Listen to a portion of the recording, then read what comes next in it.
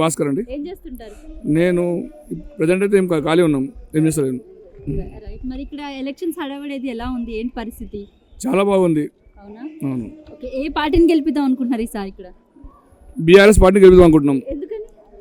బడుగు బలహీన వర్గాల నాయకుడు బీసీ ముద్దుబిడ్డ కాసాని గణేష్ గారిని గెలుపుదాం అనుకుంటున్నాం ఇక్కడ.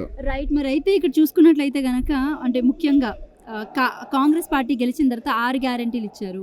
సో ఇక్కడ ప్రజలు అంటే బేసిక్గా కరెంటు కొరతలని, వాటర్ కొరతలని ఇవన్నీ బాగా ఎక్కువగా ఇబ్బందులు ఉన్నాయని ఇక్కడున్న ప్రజలు చెప్తున్నారు. సో దాని గురించి మీరు అసలు ఏం చెప్తారు? ఎక్కడ 6 గ్యారెంటీలు అండి? మీరు కూడా చూస్తున్నారు కదా, 6 గ్యారెంటీల్లో ఒకటి ఇచ్చారు, ఏది ఫ్రీ బస్సు ఒకటి చేసారు. ఆ ఫ్రీ బస్సులో కూడా రోజు కొట్లాటలు చూస్తూనే ఉన్నారు మీరు కూడా. 5 గ్యారెంటీలు ఎక్కడ లేదు, ఎక్కడ చేసిన కూడా అక్కడనే ఉన్నది. ఏమీ దాని నుంచి అయితే ఉపయోగం లేదు. మసిపూసి మారకాయ చేసినారు. బీఆర్ఎస్ ప్రభుత్వంపై ఎంతైతే చేసుకుంటారో వాళ్ళంతా ఇప్పుడు చూస్తున్నారు. మీరు కూడా విలేజ్ తిరుగుతున్నారు కదా, ప్రతి విలేజ్లో ఉన్న గవర్నమెంట్ యాంటీ అయింది.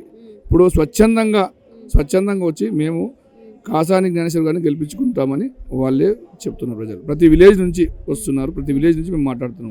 కరెంట్ ప్రాబ్లం అది మరి ఎలా ఉంది? మేము కేసీఆర్ గవర్నమెంట్లో మాకు కరెంటు పోయేది కూడా తెలియదండి.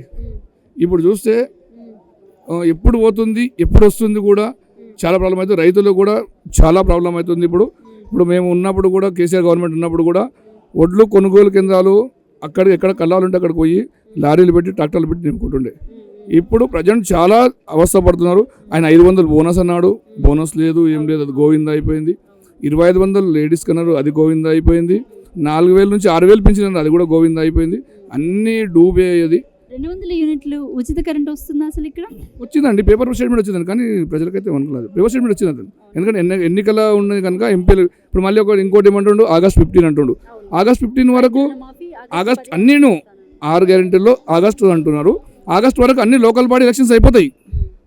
ఇప్పుడు ఎంపీటీసీ కానీ, సర్పంచ్ కానీ, జెడ్పీటీసీలు కానీ అన్ని లోకల్ బాడీ ఎలక్షన్లు అయిపోతాయి కనుక అందుకే ఆగస్టులో పెట్టుకుండు అతను ముహూర్తం. అంటే అప్పటి వరకు అన్నీ అయిపోతాయి కనుక ఆగస్టులో పెట్టుకుండు. ఇక అప్పటి వరకు ఈ గవర్నమెంట్ ఉంటుందా పోతుందా కూడా తెలియదు. పెన్షన్ వస్తుందా? ఎంత వస్తుంది? 2000. అవునా? మరి రేవంత్ రెడ్డి 4000 ఇస్తానని చెప్పాడు, ఇస్తున్నాడా? ఇస్తలేరు. అవునా? ఓకే, మళ్ళీ ఎలక్షన్స్ వస్తున్నాయి, ఏంటి పరిస్థితి? మరి ఎవరు కొట్టేద్దాం అనుకుంటున్నావు? ఎవరికంటే మరి ఏం చేస్తాం, ఇక 4 చెప్పినట్ల. అదే 4 ఏం చెప్తున్నారు ఇలా? కారా? ఓకే, రైట్ తాత. ఏం పేరు తాత నీ పేరు? కిష్టే. ఏం చేస్తుంటావు? వ్యవసాయం. అవునా? ఎన్ని ఎకరాలు ఉంది? 1 ఎకరం ఉంటుంది. అవునా? పడిందా రైతు బంధు? పడ్డది. రైతు భరోసా ఇస్తానని చెప్పిండు, మరి వస్తుందా? ఇయ్యలే ఇంకా. అయ్యో, మరి ఎట్లా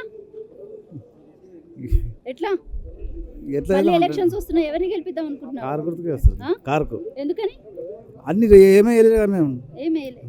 మరి ఏమంటారు, ఇది కరెంట్ బిల్ అది 200 యూనిట్లు ఉచిత కరెంట్ అన్నాడు, వస్తుందా? అది కూడా అసలు ఏం రావట్లేదు. మరి పెన్షన్ వస్తుందా? పెన్షన్ లేదు.